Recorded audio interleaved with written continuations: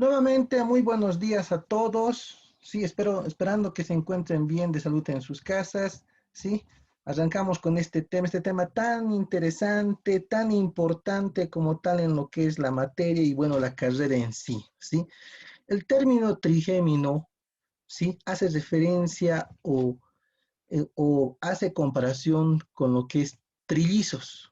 Hace referencia a tres ramificaciones que son casi similares. En este caso, si ustedes tienen el conocimiento base, tenemos tres ramificaciones básicas en el nervio trigémino, ¿cierto? El nervio oftálmico, el nervio maxilar y el nervio mandibular como tal. Ahora vamos a ver, fíjense, cuál es la parte funcional de este nervio, primeramente, antes de meternos en la parte anatómica.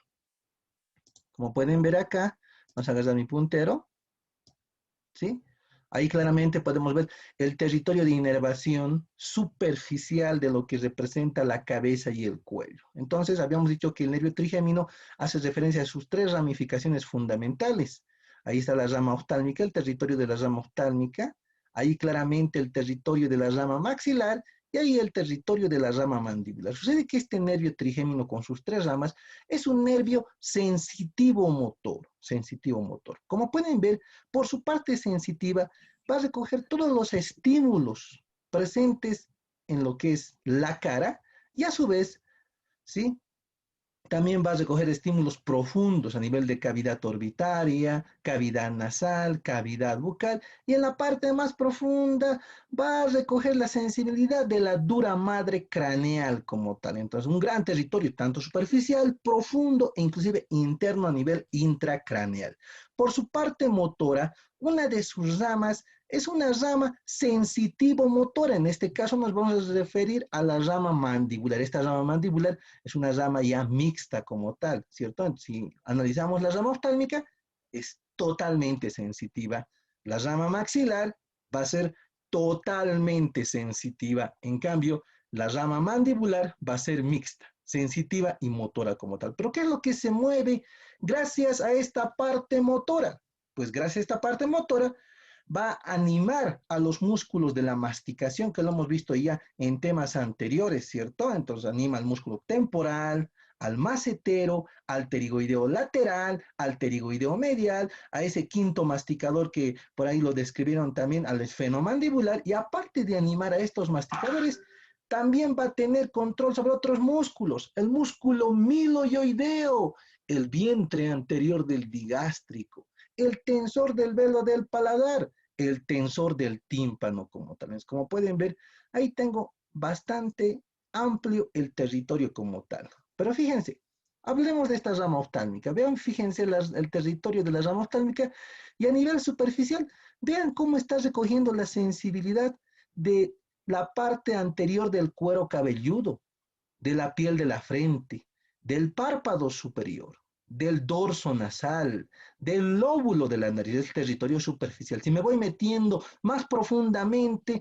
voy a ver que va a recoger la sensibilidad del propio globo ocular, va a recoger la sensibilidad del seno frontal, de las celdillas etmoidales, del seno esfenoidal. Es más, se va a meter un poquito por debajo del globo ocular en su profundidad y va a recoger la sensibilidad del territorio olfatorio y parte anterior de la cavidad nasal. Ya a nivel intracraneal, por sus ramas colaterales, este nervio oftálmico ya va a recoger la sensibilidad de la dura madre frontal, dura madre occipital, ¿sí? A través de su rama tentorial como tal. Entonces, un gran territorio para la rama oftálmica que es totalmente sensitiva. No se lo olviden, es totalmente sensitiva. Vamos a la rama maxilar. Vean la parte superficial. ¿Cómo recoge la sensibilidad de esto? Parte anterior de la región temporal, o también denominada región de la sien, la región del pómulo o cigomática, la región de las mejillas en su parte anterior, párpado inferior como tal, labio superior y su límite prácticamente marcado por la comisura labial. Es la parte superficial. Si yo me toco todo ese territorio, pues es territorio del nervio maxilar. En profundidad, ¿qué es lo que va a abarcar? La porción inferior y porción posterior de cavidad nasal. Prácticamente el territorio respiratorio o área respiratoria de la cavidad nasal es el territorio del nervio maxilar. Más inferiormente ya nos vamos a cavidad bucal, donde todo el paladar duro, el paladar blando, velo del paladar, piezas dentarias del arco superior, encías del arco superior, todo inervado por el nervio maxilar. Y ya, ahora yéndonos a la parte intracraneal, el territorio intracraneal representado por la dura madre temporal, dura madre parietal. Prácticamente ese territorio de la fosa craneal media es territorio sensitivo intracraneal de lo que es el nervio maxilar. Entonces, vean aquí la gran importancia. Estas dos primeras ramas son totalmente sensitivas. Vamos a la rama que es mixta. Hablando del nervio mandibular, vean el territorio sensitivo. Región temporal en su parte posterior. La región parotidia, ahí claramente. La parte anterior del pabellón auricular. Toda la piel en relación a la mandíbula, incluyendo la región posterior de las mejillas, la piel del mentón, piel del labio inferior como tal. Cuando describamos la inervación profunda, pues todos los dientes del arco inferior, encías como tal, piso de la boca, 2/3 anteriores de la lengua, inervados de manera profunda. A nivel profundo, pues recoge también la sensibilidad de la articulación temporomandibular. Es un gran territorio, fíjense, sensitivo. Como le iba diciendo, por su parte motora, anima los músculos de la masticación como tal, y a su vez va a dar inervación también motora a los músculos, tensor del velo del paladar, tensor del tímpano, ¿sí? A ese nivel, miloioideo, vientre anterior del digástrico. Algo muy particular que debo de mencionar en esta rama mandibular es que si bien veo toda esta imagen en su territorio sensitivo, pues no va a dar inervación a un pequeño segmento que lo voy a marcar en este momento en un color anaranjado, fíjense. Esta zona que estoy marcando en anaranjado, que corresponde prácticamente a la piel del gonion, a la piel del ángulo de la mandíbula, no es territorio sensitivo del nervio trigémino. Pues corresponde a qué nervio, si pueden ver ahí atrás la delimitación de las líneas, lo que se encuentra en la parte posterior del cuero cabelludo, la región de la nuca como tal y de las demás líneas que voy a ver ahí posteriormente, son territorios de los denominados nervios cervicales. Por aquí estará el territorio del segundo nervio cervical, aquí del tercer nervio cervical, cuarto, quinto, sexto, séptimo, y ahí como pueden ver más inferiormente, el territorio del octavo nervio cervical. No se me olviden a este nivel que sucede que esta piel del ángulo de la mandíbula va a estar inervado prácticamente por una ramificación cervical. Entonces, en este caso vendría a ser el ramo auricular mayor del plexo cervical superficial, que es una ramificación, que es una dependencia del tercer nervio cervical como tal. Entonces, como pueden ver, ahí tengo la parte de la anatomía funcional, pero me falta la parte vegetativa. Sucede que la ramificación oftálmica va a conducir fibras vegetativas destinadas a la secreción de la glándula lagrimal. La rama oftálmica, ¿sí? Va a incluir entre sus ramificaciones que corresponden al motor ocular común, para lo que es la vasodilatación pupilar y lo que representa la vasoconstricción vascular, ¿sí? La rama maxilar también lleva fibras vegetativas, pues lleva fibras vegetativas que corresponden al facial, también, ¿sí? Para la secreción lagrimal y la secreción de las glándulas de la cavidad nasal. La rama mandibular no queda indiferente, también conduce fibras vegetativas de otro nervio, conduce fibras vegetativas del glosofaringio para la inervación secretora de la glándula parótida y también fibras vegetativas del nervio facial para la secreción de la glándula submandibular y sublingual como tal. Entonces, tenemos diferentes funciones a ese nivel, ¿sí? Sí, pero tomen en cuenta que cuando hablamos de trigémino es sensitivo motor. Las fibras vegetativas que conduce este nervio corresponden a otros nervios, son fibras prácticamente prestadas como tal. Pero muy bien, metámonos en lo que representa el nervio trigémino y vayamos a ver la siguiente imagen. Fíjense, Cuando tenemos la presencia de orígenes, tenemos dos tipos de orígenes, ¿cierto? Un origen real y un origen aparente. La mayor parte de los orígenes reales se van a encontrar prácticamente dentro del sistema nervioso. Entonces, como podemos ver, aquí tengo una imagen, fíjense, acá, de lo que es el sistema nervioso. Esto que estoy viendo acá recibe el nombre de tallo cerebral o tallo encefálico. En este tallo cerebral podemos reconocer las tres porciones básicas, ¿cierto? Ahí lo marco, ahí le voy a poner bulbo. Ahí tenemos el mesencéfalo en la parte superior, el mesencéfalo. Esta parte de acá es la protuberancia. Y esta porción inferior es lo que es el bulbo raquídeo. Bulbo raquídeo, médula oblonga, mielencéfalo como tal, diferentes porciones. Ahora, muy bien, sé que cuando yo quiero encontrar el origen real de lo que es el nervio trigémino, tenemos dos tipos de orígenes reales. Tenemos un origen real sensitivo, que lo voy a ver acá, y un origen real motor. Como es un nervio sensitivo motor, tiene dos orígenes reales.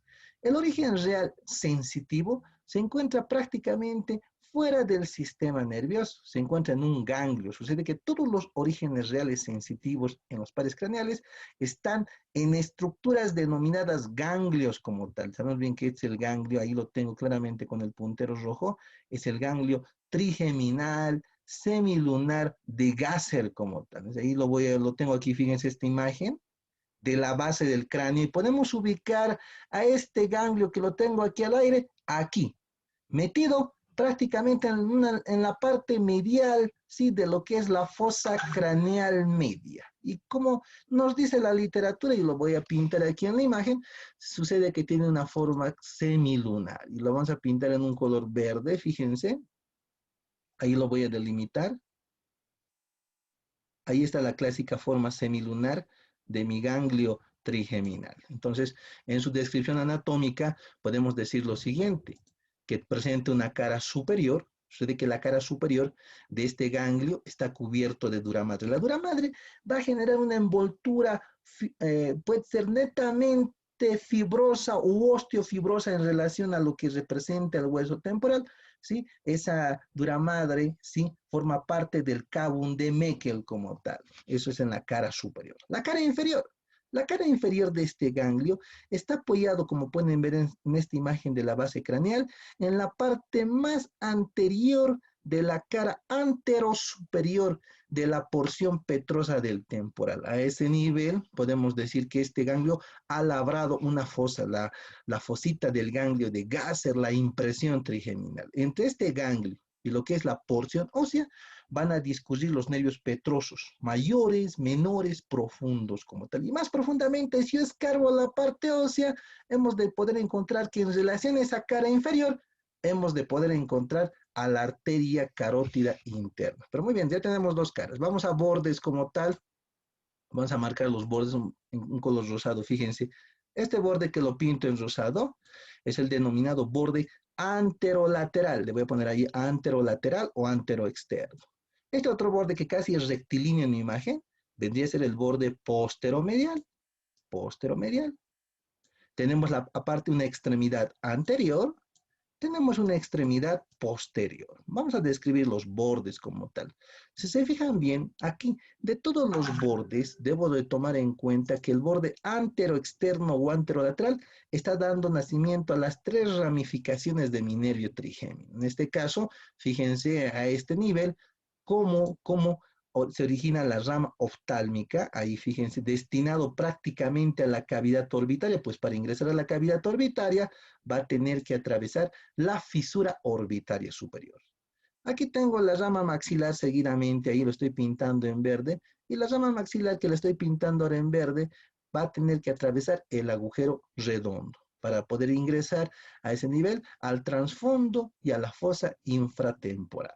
Y más hacia atrás, ingresando a la fosa infratemporal, ahí está la rama mandibular o rama maxilar inferior. No se me olviden que del borde anterolateral emergen las tres ramas fundamentales del nervio trigémino como tal.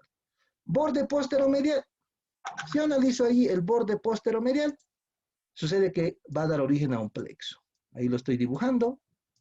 el conjunto de fibrillas del nervio trigémino a este nivel ha formado el denominado plexo triangular. Se conjunciona y forma el plexo triangular que es dependiente del borde posteromedial y es prácticamente continuación con la raíz sensitiva del nervio trigémino.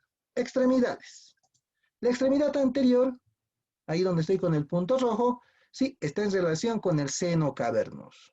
Extremidad posterior está en relación con el nervio mandibular en su borde posterior como tal. Entonces ahí tenemos diferentes relaciones. O sea, de que este nervio o este ganglio, en todo caso, este ganglio de Gasser, va a recoger la sensibilidad de los territorios que hemos descrito. Dentro de este ganglio tenemos células en forma de T, como lo puedo ver aquí arriba, fíjense ahí, ¿sí? Células en forma de T, a lo que, bueno, lo conocemos con el nombre de neuronas, neuronas unipolares como tal, fíjense ahí. Esta célula nerviosa en forma de T presenta una prolongación periférica. Esta prolongación periférica pues viene a ser una de las ramificaciones, ya sea la rama oftálmica, maxilar o mandibular, pero sensitiva. Esa información llega acá, a este cuerpo neuronal. Bueno, existen un montón de cuerpos neuronales que se concentran en el ganglio y la información escapa por una rama central. Esta ramificación central de esta neurona en forma de T, ¿sí? Va a constituir una de las fibrillas de esta, que es la raíz sensitiva. Una vez que este ganglio con sus múltiples neuronas en forma de T ha percibido la sensibilidad de la cara y de todos los órganos de la cara, la información es transmitida acá, dentro del sistema nervioso, donde podemos encontrar, según Rouvier, la presencia de dos núcleos, un núcleo sensitivo principal dentro de la protuberancia y un núcleo sensitivo accesorio que está dentro del bulbo raquídeo, ¿cierto? Aparte, si han leído la literatura, existe inclusive un núcleo mesencefálico. Entonces, vamos a ver las propiedades de estos núcleos como tal, o sea, de que este núcleo mesencefálico capta una sensibilidad propioceptiva espacial. Este núcleo, que lo estoy viendo aquí, el más importante, que es el núcleo sensitivo principal, una sensibilidad táctil, táctil epicrítica, táctil fina como tal. Y aquí, esta prolongación descendente, raíz espinal como tal, raíz de Riolano como tal, tiende a captar una sensibilidad termoalgésica. Entonces, como pueden ver, ahí tenemos el origen real sensitivo, representado fundamentalmente por el ganglio de Gasser como tal, y su continuación de las fibras hacia lo que es la transmisión al sistema nervioso. Pero muy bien, ya tengo el origen real sensitivo, vamos a describir ahora el origen real motor. Fíjense, ahí lo tengo, mi imagen evidentemente no es muy clara, ¿cierto? Entonces ahí tengo en color rojo, fíjense, aquí lo voy a pintar, soy de que los orígenes reales motores ahora están dentro del sistema nervioso, y lo voy a lograr pintar en un color celeste para que se diferencie. Aquí está. Ahí tengo la presencia del núcleo masticador principal, que acabo de pintarlo, que está, como pueden ver en este corte a trasluz, dentro de la protuberancia. Inclusive la literatura nos describe la presencia de un núcleo masticatorio accesorio que está más hacia arriba, dentro del mesencéfalo. Estos dos núcleos se han conectado entre sí, reciben impulsos nerviosos del lóbulo frontal de los hemisferios cerebrales y, como pueden ver las fibras, fíjense, está prácticamente ahí, atravesando internamente la protuberancia y emerge. Y se va a unir, como pueden ver en la imagen, a la ramificación mandibular. Entonces, la rama mandibular es una rama sensitivo-motora, como tal. No se me olviden ahí, tengo claramente ahí el núcleo masticador principal, núcleo masticador accesorio, y ahí prácticamente dirigiéndose a lo que es la rama mandibular. Entonces, no olviden el origen real motor en dos núcleos masticatorios. Y la función, sobre todo, inervar y animar a los músculos de la masticación. Muy bien, lo borro eso. Vamos a ver el origen aparente. Cuando consideramos el origen aparente, así como en los otros pares craneales, tenemos que ver a los diferentes nervios saliendo del sistema nervioso. Aquí tenemos en esta imagen una visión anterior de estructuras cerebrales, visión anterior de lo que es el cerebelo en la parte inferior, y aquí está el clásico tallo que siempre me gusta mencionar. Fíjense, ahí está el bulbo raquídeo, ahí está la protuberancia y ahí está el mesencéfalo. Como lo dice la teoría, el origen aparente, ¿sí? Aparentemente yo voy a ver salir al nervio trigémino acá, en las porciones laterales de lo que es la protuberancia como tal, o como lo que dice de Rubier entre la cara inferior de lo que es la protuberancia y el nacimiento del pedúnculo cerebeloso medio. El pedúnculo cerebeloso no es nada más y nada menos que una columna nerviosa que va a unir esta protuberancia con el cerebelo que se encuentra por detrás. Entonces aquí, donde estoy con el punto rojo, tengo el origen aparente ahí en las porciones laterales de la protuberancia. Como pueden ver en la imagen, una raíz sensitiva bastante gruesa como tal, y una raíz motora que es bastante delgada. La raíz motora, encontrándose en su origen muy cerca a la porción medial, se ubica progresivamente en su cara inferior y al final, en las proximidades del agujero oval, conjunciona con el nervio mandibular, ¿sí?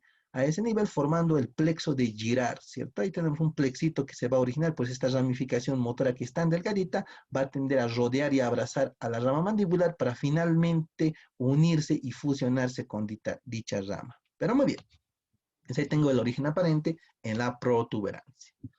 Pero muy bien, ya conozco los orígenes, vamos al trayecto como tal, recorrido y ramificación como tal. Una vez que ha nacido, fíjense aquí, en esta protuberancia, este nervio con sus dos ramificaciones está envuelto como todos los demás nervios en pia madre. Y una vez que se ha envuelto de pia madre que va a formar una cubierta, va a discurrir por el tejido y espacio subaracnoideo como tal. Discurre. ¿A dónde se va a ir ahora? Muy bien. Vuelvo a mi imagen. Mi ganglio como tal se ha dividido en sus tres ramas a este nivel y vamos a describir la rama oftálmica que ya lo había tenido creo grabado en otro tema, ¿cierto? Y lo vamos a hacer más rápidamente. La rama oftálmica, como lo habíamos dicho en su momento, nace de la porción más anterior y medial del borde anteromedial del ganglio trigeminal como tal. En este trayecto, sí, como puedo verlo aquí también, fíjense mi ganglio, esta rama oftálmica se va a meter en una cavidad. Esta cavidad que la tengo acá en la imagen, que es el seno cavernoso. Se mete en el seno cavernoso, realizando un corte frontal o coronal del denominado seno cavernoso. ¿Se acuerdan que tenía esta imagen? Aquí tengo un seno cavernoso, otro seno cavernoso como tal, y aquí me interesa mi nervio oftálmico como tal, que lo puedo volver a pintar ahí en un color anaranjado. Aquí vamos a poder encontrar la presencia aquí en la parte inferior del nervio oftálmico. Aquí se encuentra, fíjense, ahí lo estamos pintando en un color anaranjado, ahí se encuentra el nervio oftálmico, ahí donde estoy con el punto rojo. En este trayecto, por la pared lateral de este seno venoso cavernoso, se encuentra debajo del tercer par craneal, debajo del cuarto par craneal, encima de la rama maxilar, que es su rama hermana como tal, y prácticamente por fuera de la arteria carótida interna y del nervio abducens como tal, en múltiples relaciones anatómicas. En este trayecto dentro del seno cavernoso como tal, debo tomar en cuenta que la rama oftálmica origina sus ramas colaterales. ¿Cuáles son las ramas colaterales? Origina ramas comunicantes al tercer par craneal, ramas comunicantes al cuarto par craneal y ramas al plexo simpático pericarotídeo. Hay un plexo nervioso que rodea la arteria carótida interna, el plexo simpático pericarotídeo. Pero muy bien, aparte debo destacar que esta ramificación oftálmica origina una rama colateral importantísima, que es la rama tentorial como tal. Sucede que la rama tentorial, también denominada rama recurrente de Arnold, va a salir de este seno cavernoso, ¿sí? Pero perforando al nervio patético. Y finalmente se va a distribuir en esto que estoy viendo acá con el punto rojo, representa la tienda del cerebelo o tentorium cerebeloso. Entonces va a dar inervación al tentorium cerebeloso. Sucede que esa ramificación tentorial, ¿sí? Prácticamente saliendo a este tentorium y de aquí se va a diversificar en lo que va a ser la dura madre occipital. Entonces ahí tengo ramas colaterales. Mi nervio oftálmico como tal tiende a ingresar a cavidad orbitaria, pero antes de ingresar hace su división en sus tres ramificaciones finales, que son los nervios frontal, nervio lagrimal y nervio nasociliar como tal. Pero muy bien, vamos a ver esas ramificaciones como tal. Fíjense, Nuevamente aquí tenemos la visión de lo que es la cavidad orbitaria. Aquí se encuentra, donde estoy con el punto rojo, se encuentra cavidad nasal y claramente puedo ver los cornetes ahí, el cornete medio, ahí está el cornete inferior, ahí está el cornete superior tan pequeñito, ahí está el seno maxilar, ¿sí? Entonces aquí tengo un corte también de lo que es cavidad orbitaria y ahí puedo ver el ingreso de las tres ramas fundamentales terminales del nervio oftálmico como tal. Como pueden ver, el nervio nasociliar está ingresando por esta abertura que comúnmente le hemos dado el nombre de anillo de Sina y el nasociliar se dirige en sentido medial y en este trayecto en sentido medial, como lo estoy viendo ahí con mi puntero rojo, ¿sí? Va a acompañar o va a estar debajo del músculo oblicuo superior y acompañado por su arteria satélite, que es la arteria oftálmica. Siempre en dirección medial, el naso ciliar, ¿sí? Atravesando el anillo de Sin, que se encuentra en la porción más medial de lo que es la fisura orbitaria superior. Más lateralmente, el nervio frontal, ¿sí? Atravesando la parte lateral de la fisura orbitaria, entre el nervio patético, que no lo puedo ver acá, y el nervio lagrimal. Y el nervio que ingresa a cavidad orbitaria, que se encuentra más lateralizado, el nervio lagrimal, siempre en la parte lateral, encima de lo que va a ser el músculo recto lateral de la cavidad orbitaria, dirigiéndose a la glándula lagrimal, ¿cierto? Entonces ahí tengo las tres ramificaciones. Vamos a ver esas tres ramas en la siguiente imagen. Fíjense acá, con esta imagen podemos describir esas tres ramificaciones clásicas como tal, ¿sí? Voy a comenzar con la rama más compleja, ¿sí? Que representa el nervio nasociliar. Fíjense, el nervio nasociliar, que aquí ya lo voy pintando en un color amarillo. Vean ahí cómo prácticamente se está dirigiendo en sentido anterior y medial como tal. En este trayecto dentro de la cavidad orbitaria, este nervio, el nervio nasociliar, va a encontrarse, como pueden ver en la imagen, debajo del músculo elevador del párpado superior, debajo del recto superior, encima del nervio óptico como tal. Las clásicas ramas colaterales que se les describen son tres ramificaciones. Tenemos las siguientes tres ramas. Esta de acá, fíjense, que lo estoy pintando y va una bolita, es el ramo sensitivo del ganglio ciliar. Ahí tengo las ramas sensitivas del ganglio ciliar. Sabemos bien que del ganglio ciliar va a emitir dicho ganglio ramas eferentes, que son los nervios ciliares cortos, que tiene la finalidad fundamentalmente de recoger la sensibilidad del globo ocular. Entonces, ahí tengo el ramo sensitivo del ganglio ciliar. En acá, seguidamente, estamos viendo, lo estoy pintando ahí, los nervios ciliares largos, como tal, ahí tengo los nervios ciliares largos que también van a atravesar la esclerótica ocular y van a recoger la sensibilidad del globo ocular. Sigo viendo acá, y aquí vamos a tener el nervio etmoidal posterior. Y como pueden ver ahí, el nervio etmoidal posterior está ahí atravesando la pared interna de la cavidad orbitaria, en esta visión superior de cavidad orbitaria, y va a recoger la sensibilidad de las celdillas etmoidales posteriores y la mucosa del seno esfenoidal como tal. Entonces ahí tenemos, fíjense, tres colaterales. Justo a la altura del agujero etmoidal anterior, se divide en sus dos ramas terminales. Ahí tengo el nervio etmoidal anterior, lo estoy pintando en sentido medial, ¿sí? Este nervio etmoidal anterior de gran importancia que acabo de dibujarlo, pues va a recoger la sensibilidad de la dura madre frontal, va a ingresar a cavidad nasal, va a recoger la sensibilidad del techo nasal, su rama medial de este nervio etmoidal anterior, su rama medial de mi nervio etmoidal anterior, recoge la sensibilidad del tabique, en cambio su rama lateral, denominada nervio nasolobar, pues va a recoger la sensibilidad de la cara posterior de los huesos nasales, cuyas ramificaciones recogen toda la sensibilidad del dorso nasal hasta el lóbulo de la nariz. La otra rama terminal, que es el nervio infratroclear, como pueden ver ahí donde estoy con el punto rojo, se dirige en sentido anterior, va a pasar por debajo de lo que representa la tróclea o polea de reflexión del oblicuo mayor y finalmente emerge por el ángulo interno de los ojos, donde origina ramas ascendentes para la piel del entrecejo, ramas mediales para la raíz de la nariz, ramas descendentes para vías lagrimales. Entonces no se me olviden aquí en el nervio nasociliar, que es un ramo que emite las siguientes ramas colaterales. Ahí lo voy a enumerar. En el 1, el ramo sensitivo del ganglio ciliar. En el 2, los nervios ciliares largos. En el 3, el nervio etmoidal posterior o nervio de Lluska como tal. Son tres ramas colaterales. Ramas terminales, dos ramificaciones terminales. Le voy a poner la letra A al nervio etmoidal anterior y la letra B al nervio infratroclear como tal. Como podemos ver, ahí hemos descrito al nervio nasociliar. Me voy a la otra imagen y también en esta imagen donde veo el desteche de la cavidad orbitaria, hemos de poder reconocer a la otra rama del nervio oftálmico. Esto donde estoy con el punto rojo es el nervio frontal. Entonces ahí lo puedo pintar de manera muy similar que lo he ido haciendo.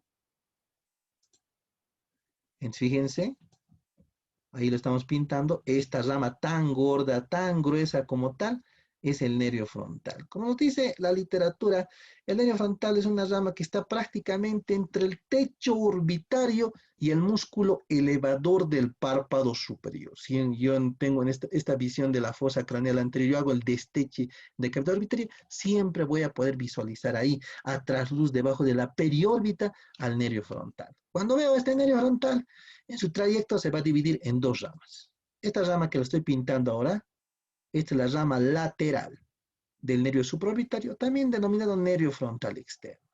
Esta otra rama que ahora voy a pintar es la rama medial del nervio supraorbitario, nervio frontal interno. Estas ramas, como pueden ver, se están dirigiendo en sentido anterior. Y una vez que se van hacia adelante, la clásica descripción nos dice que la rama lateral, si de este nervio frontal va a atravesar la escotadura supraorbitaria, en ese trayecto emite ramas palpebrales sensitivas para el párpado superior y finalmente se va a distribuir en la piel de las porciones laterales de la frente. En cambio, la rama medial se dirige en sentido medial, va a contornear el borde supraorbitario, determinando la escotadura frontal interna. Finalmente, se distribuye en la piel de la frente, en la porción medial de la piel de la frente. En la clásica descripción, se describe la presencia de una rama colateral o también denominada rama comunicante, que ahora la voy a pintar, esa rama colateral o rama comunicante que es mucho más delgadita a este nivel. Esta, fíjense que la estoy dibujando acá ahora, ¿sí? Se va a dirigir en sentido medial y aquí, en su trayecto en sentido medial, se va a unir al nervio infratroclear, formando un círculo nervioso alrededor de la polea de reflexión del músculo oblicuo mayor. Entonces aquí tengo un nervio frontal que es la ramificación prácticamente más gruesa del nervio oftálmico. Vamos a la ramificación lagrimal. Ahí mismo, aquí tengo la presencia de la ramificación lagrimal. Como pueden ver en la imagen, el nervio lagrimal está aquí, encima de lo que es el músculo recto lateral, y fíjense en su trayecto, tiende a unirse a una ramificación. Aquí en esta imagen no lo puedo ver, se une a la rama cigomática, del nervio maxilar. Y producto de esta unión, sucede que si mi nervio lagrimal, que está llegando en esta imagen ahorita, la glándula lagrimal, si es solo un nervio sensitivo, gracias a su unión con la rama cigomática del nervio maxilar, ya va a generar inervación secretora para la glándula lagrimal como tal. Y eso les voy a mostrar enseguida. Fíjense, voy a borrar todo lo que he marcado ahora. Y vamos a ver cómo se fusiona en una imagen anterior. Vean acá. Me vengo a esta imagen. Vean aquí mi nervio lagrimal. Y vean aquí cómo va a ingresar a cavidad orbitaria, por lo que representa la fisura orbitaria inferior, esta rama cigomática. Ven aquí la rama cigomática, esta es la rama cigomática del nervio maxilar, y esta rama cigomática prácticamente puede fusionarse a nivel de la glándula o en el tercio anterior. Pues esta rama cigomática lleva fibras vegetativas secretoras para lo que representa la glándula lagrimal como tal. Entonces, como pueden observar en la imagen, ¿sí? El nervio lagrimal tiende a unirse a esta rama cigomática y en función a esto el nervio lagrimal, que era únicamente sensitivo, gracias a la rama cigomática como tal, ¿sí? Va a dar inervación secretora a la glándula lagrimal como tal. Pero muy bien. Una vez que veo esta imagen, ahora voy a mostrarles en pieza como les iba mostrando hace un momento. Fíjense acá, en esta imagen en pies cadavéricas, aquí tenemos la presencia del nervio nasociliar, ahí claramente, que se encuentra en la parte más interna o medial de esto, del techo de la cavidad orbitaria, sí, en la parte más medial o interna ahí. En acá, fíjense, Aquí tenemos, una vez que se ha destechado el nervio frontal, ahí claramente, con su nervio supratroclear, su nervio frontal externo, su nervio frontal interno. Aquí en esta otra imagen tengo al nervio nasociliar o nervio lagrimal, más bien dicho, aquí está el nervio lagrimal, ahí, ¿sí? Que se encuentra prácticamente encima del músculo recto lateral. Ahí la presencia de imágenes en piezas anatómicas como tal. Pero muy bien, una vez que ya conozco lo que representa esta ramificación o nervio oftálmico como tal, vamos a describir la siguiente ramificación que es el nervio maxilar. Fíjense, entonces como pueden ver ahora en la imagen, la ramificación maxilar es una ramificación media del borde anterolateral del ganglio trigeminal o semilunar de Gasser. Como pueden ver, en su trayecto en sentido anterior, primeramente se encuentra dentro de la cavidad craneal, tiende a salir de esta cavidad craneal atravesando este orificio que lo voy a pintar en rojo, el agujero redondo, ahí lo acabo de pintar, ¿sí? Entonces ahí tengo el agujero redondo, continúa su trayecto, ya se encuentra aquí en el transfondo y en la fosa infratemporal.